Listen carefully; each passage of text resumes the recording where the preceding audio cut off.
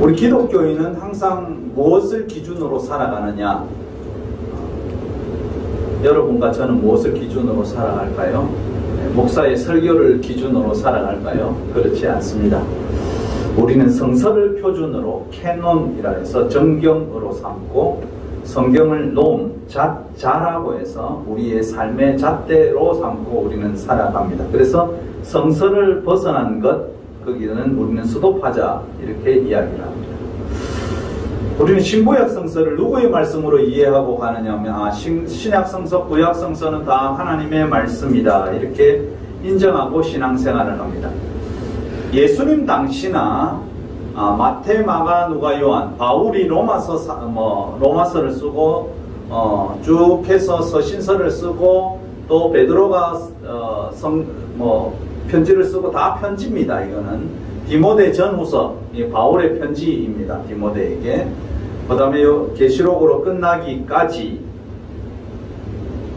이것이 그 당시에 쓰여질 때 그 사람들이 이거 앞으로 2000년 후에 성경이 될 것이다 그렇게 생각한 적은 아마도 없었을 겁니다.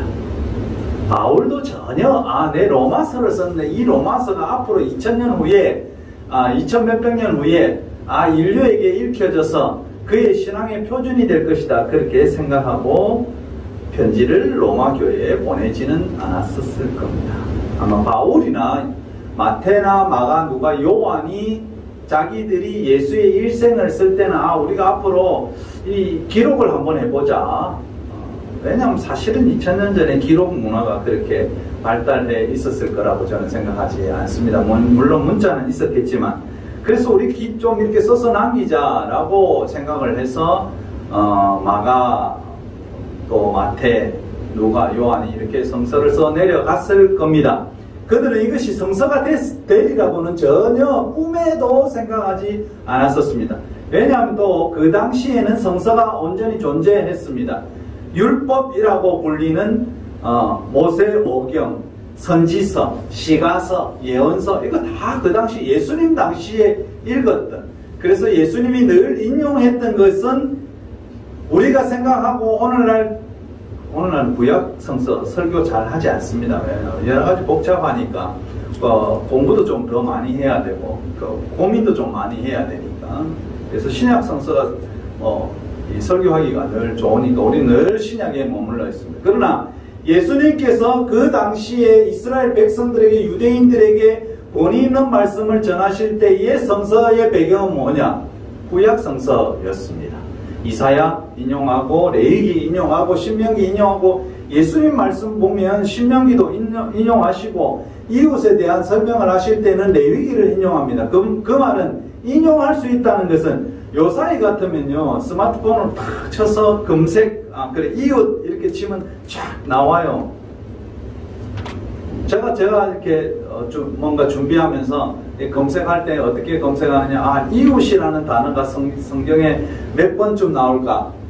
구약 성서에서 신약 성서까지 이웃을 검색해 보기도 합니다. 제가 한번 검색하면 139회인가 이웃이라는 이 단어 굉장히 많이 나왔어요. 정의야 봉에도 40회 이상 구약 성서에서 언급되는 것을 보게 됩니다. 그래서 그 당시는 다 구약 성서를 가지고 충분히 우리의 신앙생활의 삶을 어떻게 살아갈 수 있을 것인가에 대한 설명이 다 되었었습니다. 그래서 성서는 예수께서 하나님의 말씀, 율법이라고 말씀할 때 그 성서는 구약 성서, 그 당시에 있었던 구약 성서를 말씀하시는 겁니다. 근데 이상하게도 신학자들과 지금의 현대의 일부 설교자들은 이런 이야기를 합니다. 성서를 축약하면 구약 성서는 오실 예수님이고 신약 성서는 오신 예수님이다. 그래서 신구약 성서 중심은 예수 그리스도라고 이야기합니다. 저는 이 말에 사실은 전적으로 동의하지 않습니다. 그러면 예수님 구약 성서 전체가 나를 이야기하는 거니까 그러면 이 구약 성서에 나오는 모든 내용 이야기는 전부 다 내 이야기다. 그렇게 해야 되지 않습니까? 그래서 그래서 신구약 중심은 우리가 예수 그리스도라고 이야기할 수도 있지만 일부는 동의할 수 있지만 전적으로 동의할 수가 없는 것입니다. 제가 이 말씀들을 준비하고 또 인문학적 성서 이해를 준비하면서 느끼는 성서는 무엇일까? 성경은 하나님과 함께 하나님이 주신 이 땅에서, 이 낯선 땅에서 이웃과 함께 공동체와 함께 정의롭고 의로운 삶을 살아가는 방법을 제시한 책이 저는 성서라고 정의할 수 있습니다. 성서는 무엇인가? 이 낯선 땅에서 이웃과 함께 하나님의 백성으로 우리가 어떻게 살아갈 것인가를 기록한 것이 성서입니다. 그럼 지난주에 우리가 하나님을 힘써 알자 했는데 하나님 자체는 누구인가? 하나님 자체는 정의와 공의라고 성서는 이야기합니다. 신명기 32장 4절에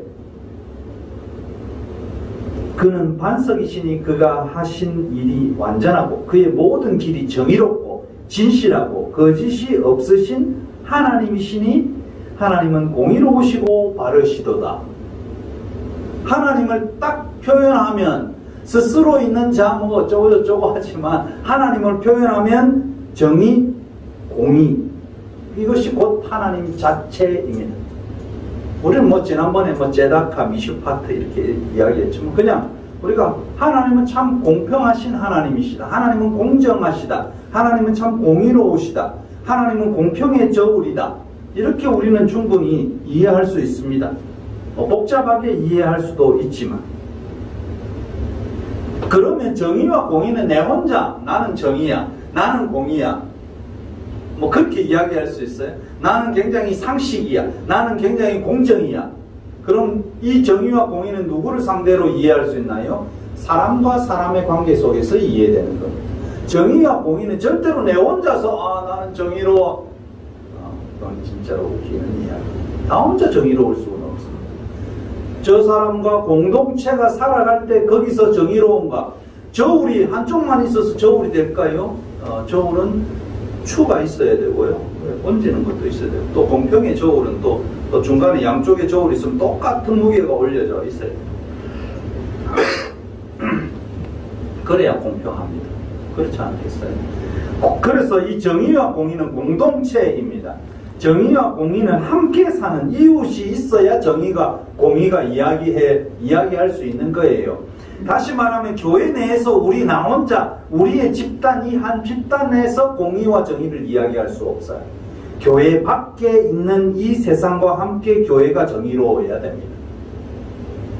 그래서 이 성서에 대한 내용은 모두 다 공공의 이야기합니다. 공공의 영역을 이야기합니다. 우리는요, 함께 사는 것, 이 공간에 나도 살고 너도 살고 그래서 우리도 살고 그도 살고 이런 개념을 우리는 가지지 않고 우리는 아주 좀 못된 성질을 가지고 있어요. 그래서 우리 속에는 항상 나 중심의 사고가 있습니다. 내 이 영역, 나의 영역 이것을 굉장히 중요하게 생각합니다. 그래서 다른 사람이 내 영역에 침범해오는 것, 내가 다른 사람의 영역에 침범해오는 것, 나는 나야 이런 의식이 요사이 젊은 사람들에게도 있지만 지금 우리가 살아가면서도 그런 부분이 많이 있습니다. 특히 그리스도인들은 분리하기를 좋아합니다. 무슨 분리를 좋아합니까? 나는 선이고 너는 악이야. 우리 교회는 선이고 이 세상은 악이야. 그래서 늘 이분법적으로 생각해요. 그래서 우리의 신앙생활도 항상 이분법처럼 생각합니다. 여러분, 영혼이 중요합니까? 육신이 중요합니까? 전 그걸 묻고 싶습니다. 영혼이 중요할까요? 육신이 중요할까요? 하나님은 사람을 영혼과 육신으로 분리하지 않습니다. 그래서 우리에게 영혼과 육신 이렇게 분리해서 우리는 생각하려고 하는데요. 우리에게 있는 것은 우리 자체가, 사람 자체가 중요한 거예요. 사람을 영과 혼과 육 이렇게 분리하는 것은 굉장히 어리석은 일입니다. 왜 어리석다고 생각하느냐? 여러분은 사람 그 자체, 인격 그 자체이지 여러분이 나는 영혼은 이렇게 뚜껑이 이쪽에 있어서 영혼이 이쪽에 있고 육신은 이쪽에 있고 그래서 내 영혼이 밥을 먹어야 되는데 영혼은 무엇으로 밥을 먹지? 내 영혼의 밥은 성경 말씀이야. 웃기는 이야기입니다. 이걸 우리는 한 인격체입니다. 우리의 영혼과 육체를 분리할 수가 없어요. 근데 오늘날 나름대로 성경을 연구한다고 생각하고 설교하는 분이 영이 있고 육이 있고 혼이 있고 이렇게 분리하고 그런 사고를 가지고 있지만 성서는 우리 인격 자체입니다. 하나님께서 우리를 하나님의 형상으로 창조하셨지 우리의 영혼만 하나님의 형상으로 창조했나요? 우리의 인격 전체를 하나님의 형상으로 창조했습니다. 우리가 사랑할 때도 마찬가지 아닙니까? 우리 사랑하는 연인에게 그래 나는 너의 영혼을 사랑해. 나는 너의 영을 사랑해. 나의 육체는 너를 사랑하지 않아. 내 몸은 너를 사랑하지 않습니다. 내 인격 전체로 그분을 사랑하는 거예요. 내 몸은 따로 여기서 전혀 이쪽에 있으면서 내 영혼이 너를 사랑해. 그렇지 않습니다. 우리 몸 전체, 우리 인격 전체입니다. 우리는 몸과 영혼을 분리할 수가 없어요. 우리에게 호흡이 떠나가는 순간 우리의 영이 어떻든지 육이 어떻든지 다 그거 필요 없는 것이고 우리는 인격 전체로 우리의 몸 전체로 그리스도를 섬기고 하나님을 믿고 살아가는 것이지 우리의 영혼은 하나님을 믿고 우리의 몸은 하나님을 안 믿고 정말 원리상 맞지 않는 겁니다. 우리는 몸과 전체, 우리의 인격 전체를 가지고 하나님을 믿고 예수 그리스도를 믿고 우리는 나아갑니다. 그래서 우리는 늘 이런 이분법적인 사고 속에서 성서를 이해하다 보니까 이 교회 안에서 생활과 교회 밖에서 생활이 늘 달라지는 모습들을 보게 됩니다. 구원에 대한 문제도 똑같습니다. 우리가 예수 믿으면 구원받는다. 예수 믿으면 부자가 될 것이고 예수 믿으면 죽어서 천당 간다. 이렇게 생각합니다. 성서는 예수 믿어서 천국, 천당 간다는 이야기를 한 적이 거의 없습니다. 여러분 성서를 읽으면서 그래 나를 믿으면 천당 갈 거야. 이렇게 성서는 이야기하지 않았습니다. 심지어 예수님께서도 그런 말씀을 하지 않으시고 이 땅에 오셔서 첫 일성이 무엇이었습니까? 회개하라 천국이 가까웠다. 하나님 나라가 가까이 왔다지. 내 회개하고 나를 믿으면 30대 이 청년이었던 예수를 믿으면 너희들이 앞으로 죽으면 천당 갈 거야 라고 예수님께서 말씀하신 적 있으세요? 그거 들어보신 적 있어요? 성서에서 우리가 그것을 발견한 적이 있습니까? 근데 어느 날 우리는 어느 순간 전도하면서 그래 예수 믿고 우리 다 같이 천당 가자 이런 이야기를 늘 해왔었습니다. 그럼 예수 믿어서 천당 가는 건 우리가 죽어서 가는 걸까요? 살아서 가는 걸까요? 질문을 해야 돼. 이런 것은 질문을 해야 돼. 근데 예수님께서 이 땅에 오셔서 하신 말씀은 하나님 나라를 이야기하시면서 하나님 우리가 늘 주기도문에 외우듯이 하늘의 뜻이 이 땅에 이루어지기를 원하는 것이 하나님 예수 그리스도의 마음이고 생각이고 말씀이었습니다. 하늘의 뜻이 땅에 이루어져야 돼요. 우리는 늘 그런 기도를 해요. 그럼 죽어서 천국 간다. 거기에 물음표 한번 던져봐요. 물음표를 던지십시오. 그 죽어서 이후의 것은 하나님의 영역입니다. 왜냐하면 구약성서에서 모든 모세도 죽고 열조들이 죽을 때 그냥 이 땅에 묻히고 돌아갔다고 이야기했습니다. 그냥 열조들이 다시 앞으로 내가 영생할 것을 생각해서 천국으로 갔다 이렇게 표현이 아니고요. 다 돌아갔다. 다 땅에 묻혔다. 매장됐다고 설명하고 있는 것입니다. 앞으로 우리가 죽어서의 영역은 하나님 계속한 영역입니다. 근데 예수님은 늘 이런 그 영생에 대한 문제에 대한 이 질문과 여러 가지 상황들에 대해서 예수님이 확고하게 이렇게 답을 합니다. 봐라, 하늘의 밀이 땅에 떨어져서 죽으면 많은 열매를 맺는다. 죽지 않으면 하늘 그대로 있다. 그래서 너희들이 죽어야 앞으로 이 세대들이 많은 열매를 맺을 수 있을 거야.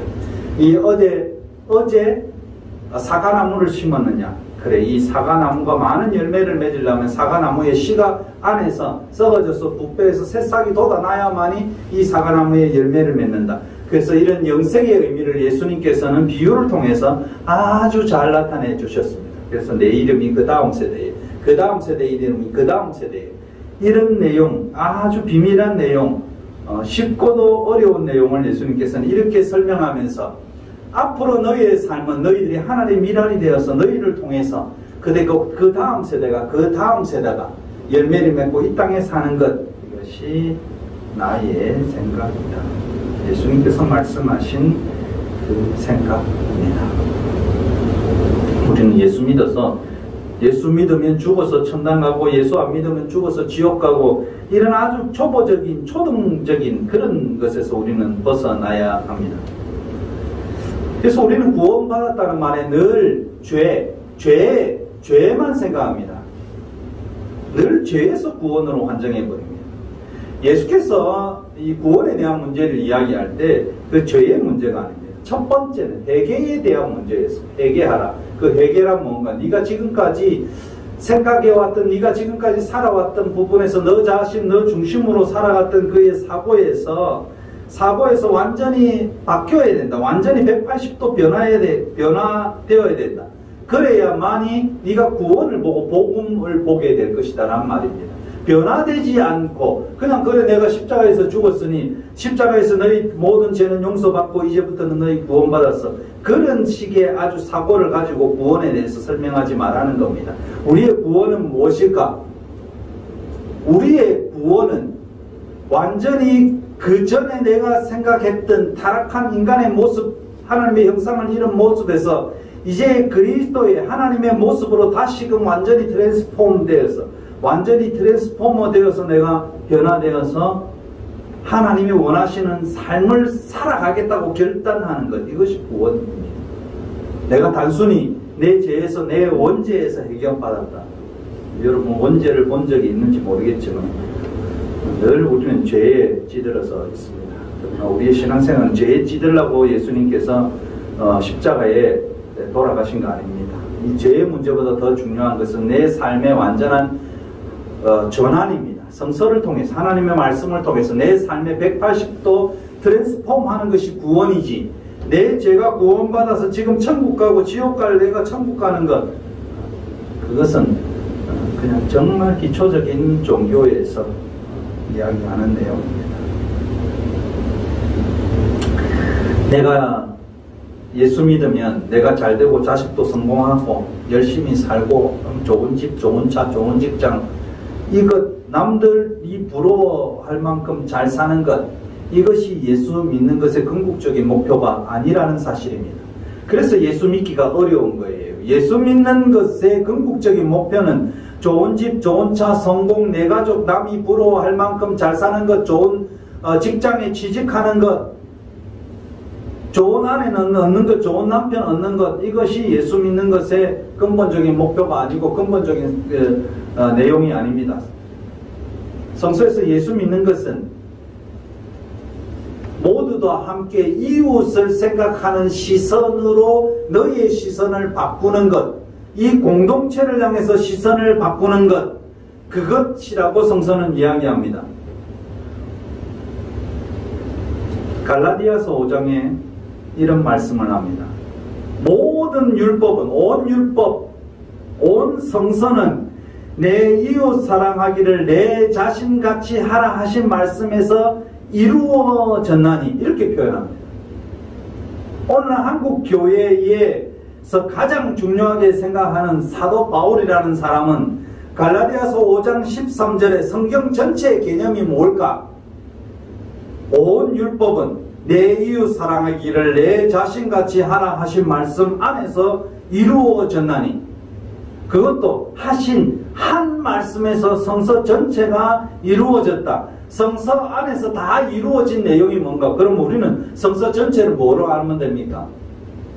뭐 베드로와 안드레, 야고보, 요한, 이거 아는 것이 성서 전체가 아니라는 거예요.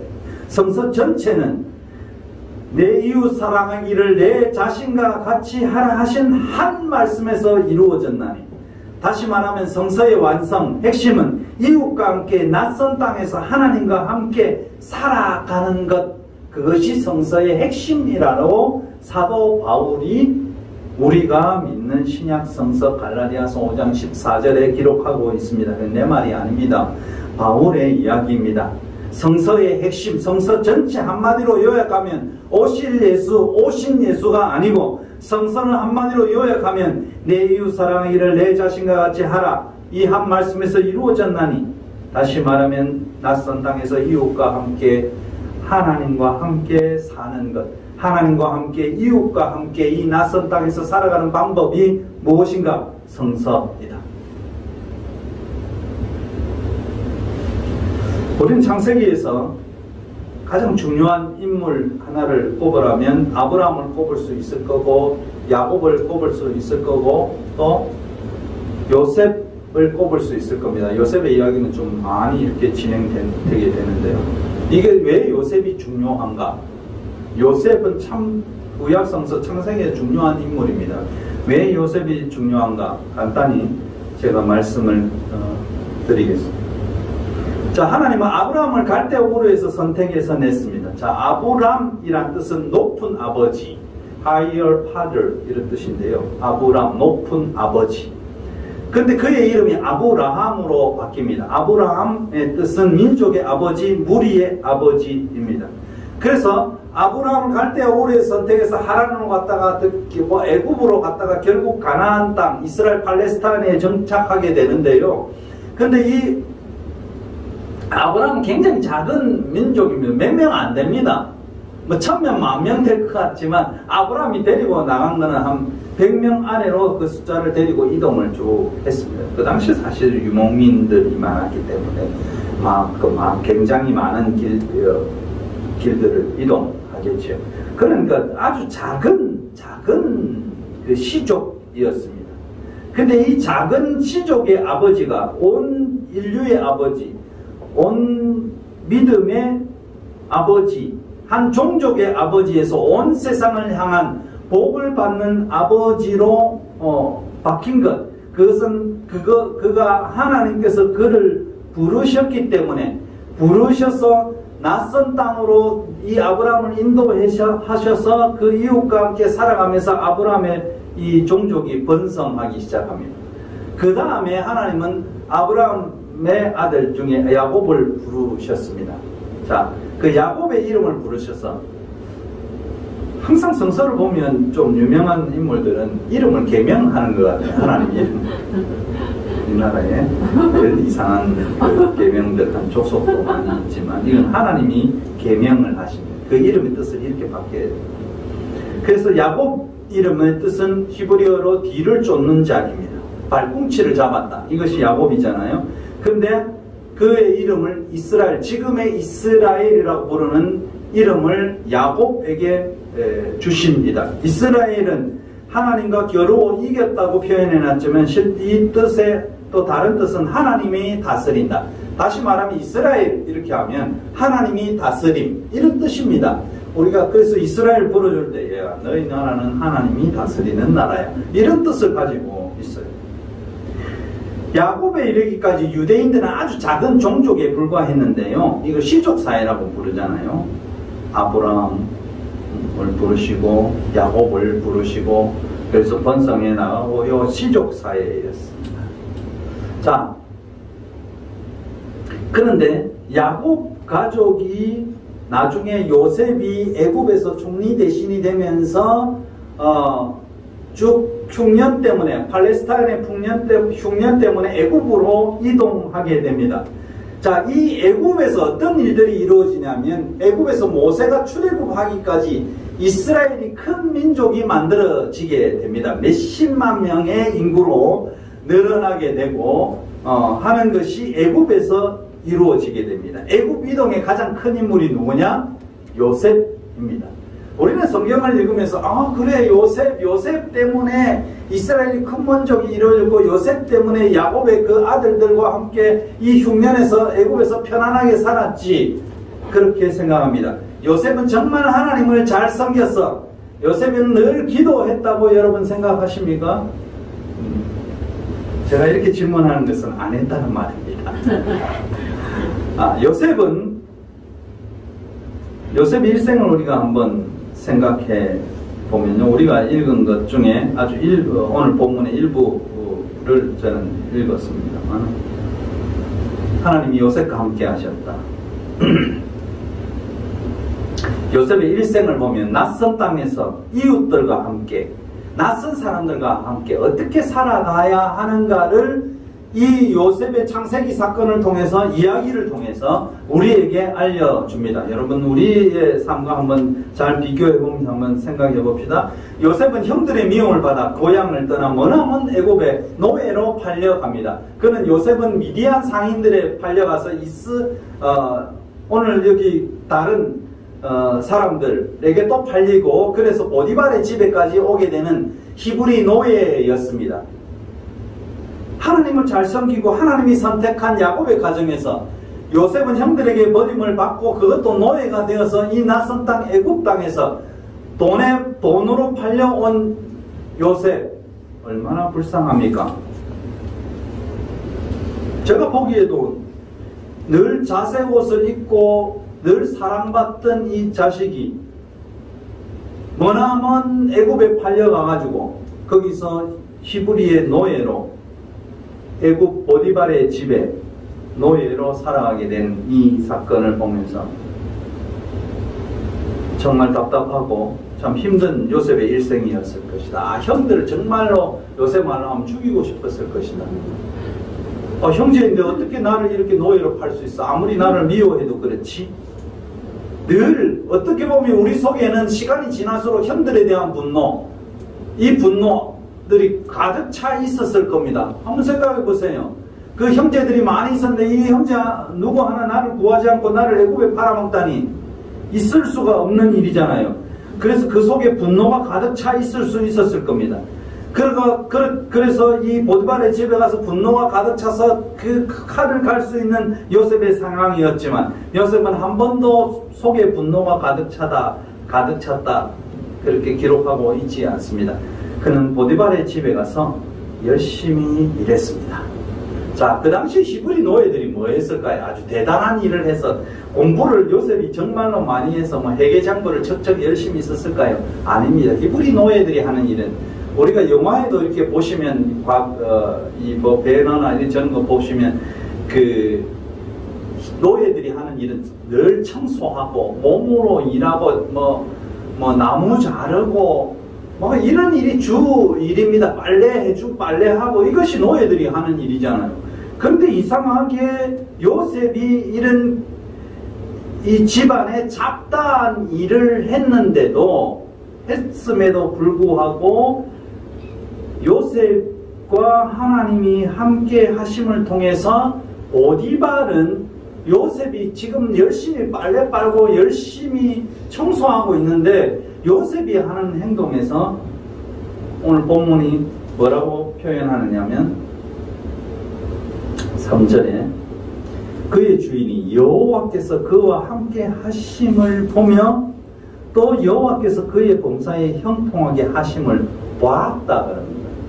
보디발이 요셉이 지금 빨래 빨고 있는데, 요셉이 지금 걸레질하고 있는데, 이상하게 요셉을 보니까 그가 하나님이 함께 하시는 것 같은 사람으로 보였다는 거예요. 이게 중요한 거예요.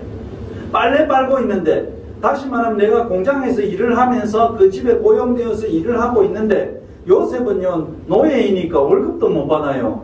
근데 내가 공장에서 열심히 기계를 돌리고 있는데 이 기계 돌리는 나를 보면서 우리 회사 사장님이, 야, 쟤를 보니까 하나님의 얼굴이 보이네, 이랬다는 말입니다.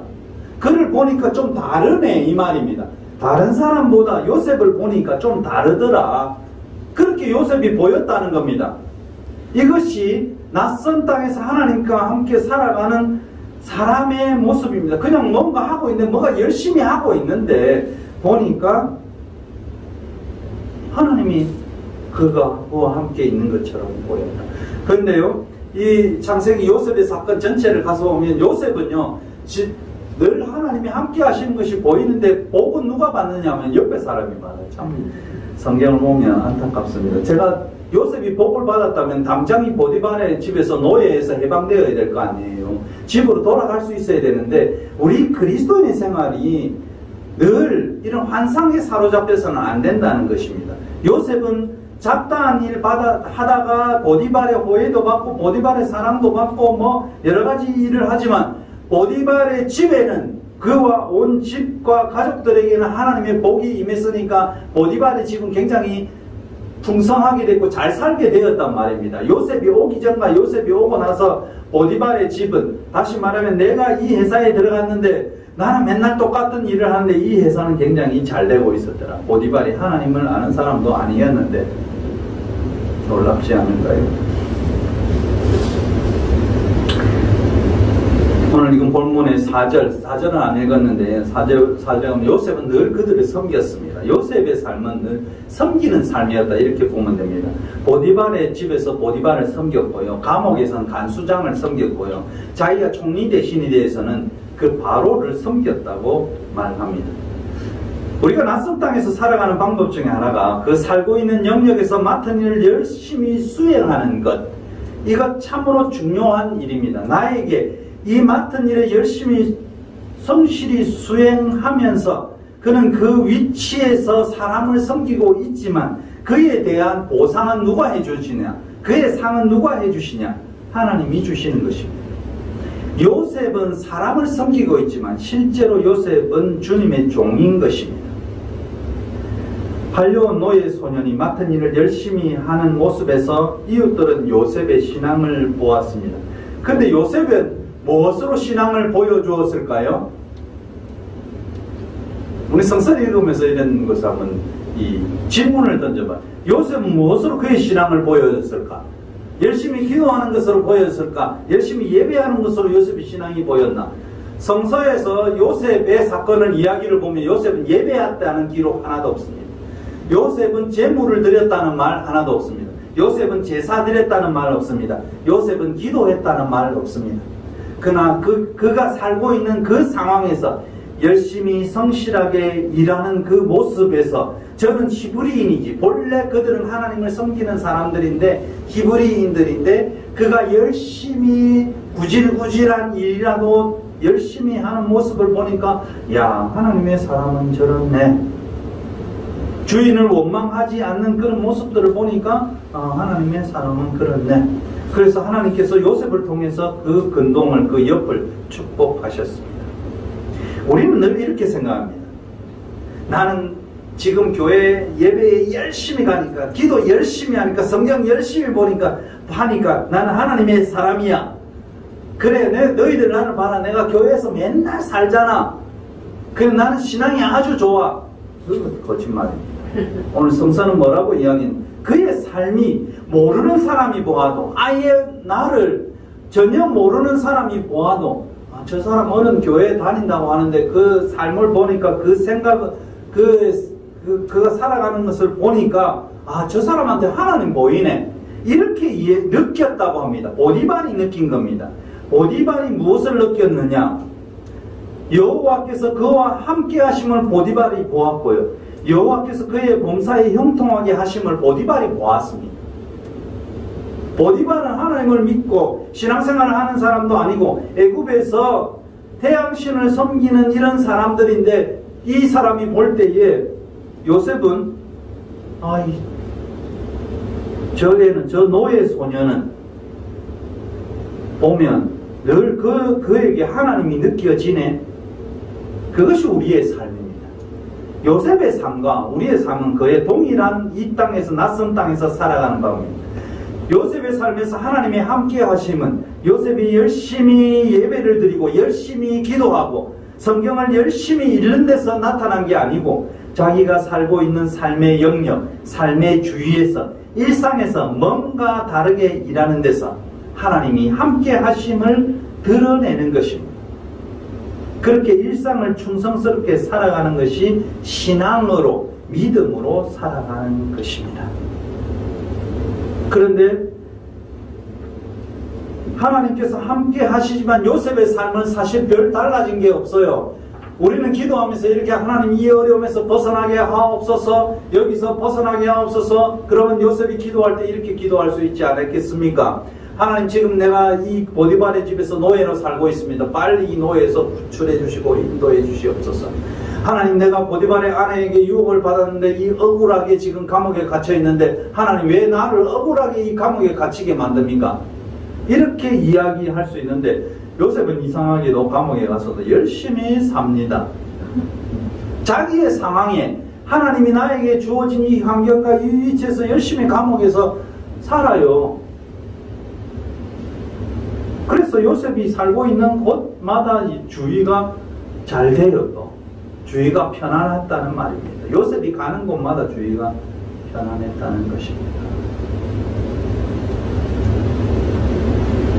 어떻게 보면 공적 환경 속에서 묵묵히 살아가는 요셉을 보면 마치 하나님과 상관없이 살아가는 것처럼 보입니다. 왜냐하면 그는 기도했다는 내용도 없고 그가 제사 드렸다는 내용도 없고 아무 내용도 없습니다. 오직 그냥 하나님 바라보고 살아가고 있는 것입니다. 왜 하나님은 기적적으로 요셉을 구출하지 않으셨나요? 우리는 생각할 때 요셉이 앞으로 총리가 될 것인데 한참 기다려야지. 얼마나 기다렸는지 한참 기다리면 우리는 늘 실망하게 됩니다. 요셉은 총리 대신이 될 줄도 몰랐습니다. 전혀 그의 인생에는 그런 계획이 없었습니다. 우리는 늘 요셉 총리 되려고 그렇게 하나님께서 인도하셨지 결론을 내리지만 당하는 요셉의 입장에서 한번 생각해 보십시오. 그렇게 해석하기 힘들 겁니다. 곧 하나님이 함께 하시니 바뀔 거야. 그렇지 않습니다. 성서에서 강조하는 것이 뭔가? 요셉의 삶을 통해서 강조하는 것이 뭔가? 그가 믿음이 좋아서 그대가 그 열심히 예배하고 기도하고 헌금하고 이렇게 해서 그의 삶이 바꾼 것이 아니고 그냥 그 삶 자체는 기적도 없고 기적적으로 구출되는 사건이 없을지라 하여도 내가 있는 이 처소에서 그냥 하나님이 함께 하시기 때문에 나는 열심히 노예로 일했고 하나님이 함께 하시니 나는 이 감옥에서도 열심히 살고 열심히 청소하고 열심히 일하고 그러다 보니까 사람들이 알고 저 사람은 하나님이 함께 하시는 것 같네. 이 감옥에 와서도 전혀 실망하지 않고 열심히 살고 있네. 그렇게 느꼈다는 겁니다. 우리는 요셉의 사건을 보면서 하나님이 함께 하시는 요셉의 삶에 왜 하나님이 늘 만사형통하게 하시지? 이 억울하고 부당한 고난이 요셉에게 찾아왔는가? 왜 요셉의 삶은 이렇게 하나님이 힘겹게 하는가? 나중에 좋아지게 만들려고. 우리는 그 다음에 모릅니다, 사실은.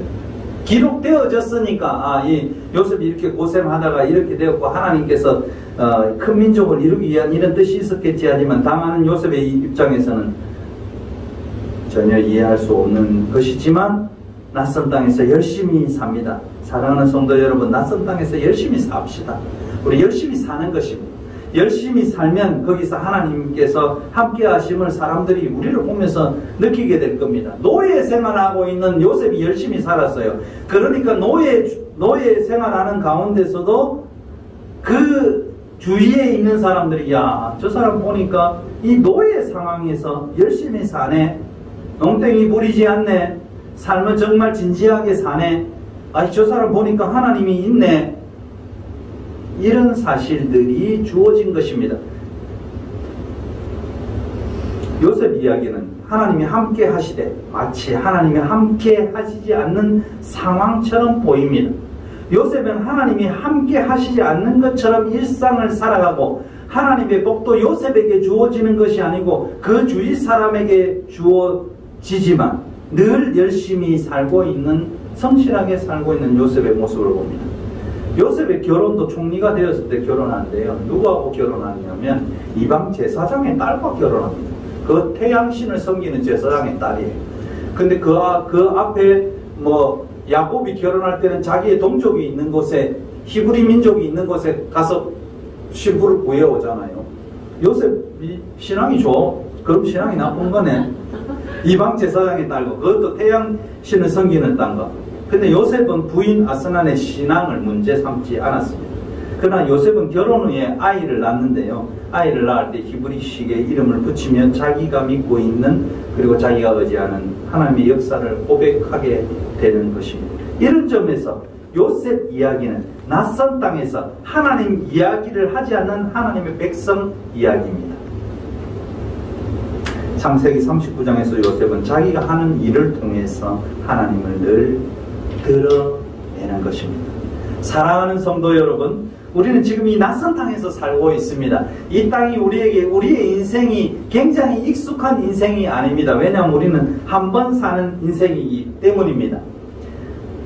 그렇지만 요셉처럼 하나님이 없는 것 같지만 하나님이 있는 것처럼 살아가야 하는 것입니다. 우리가 뭐 아주 광란적으로 아주 뜨겁게 열정적으로 종교적 행위를 하고 살아가는 것이 요셉의 삶이 아니고 요셉은 하나님 없는 것 같이 하나님과 함께 살아가는 사람이었습니다. 제 말이 이해가 되십니까? 하나님이 없는 것 같이 하나님과 함께 살아가는 것, 그것이 오늘 우리 그리스도인이어야 하고 우리의 신앙이어야 합니다. 그래서 본 해퍼는 이렇게 이야기합니다. 그리스도인의 삶이란 하나님의 임재 앞에서 하나님이 계시지 않는 것처럼 살아가는 삶, 그것이 그리스도인의 삶입니다. 우리가 믿는 기독교는 어느새 형식적인 종교가 되어버렸습니다. 특정한 종교의식 예배를 해야만이 기독교인이라고 입증되는 그런 세상에 살고 있습니다. 주일성수 11조 기도 헌금이 하나님 믿는 자의 증거 자료인 양 여깁니다. 그러나 오늘 보여준 요셉의 삶을 보면 이딴 것으로 우리가 기독교인임을 증명하지 말고 일상을 살아가는 삶을 통해서 기독자임을 증명하라 말하라고 합니다. 이것이 우리 그리스도인의 삶입니다. 안 보이는 하나님이 나를 통해 보이도록 삶을 살라.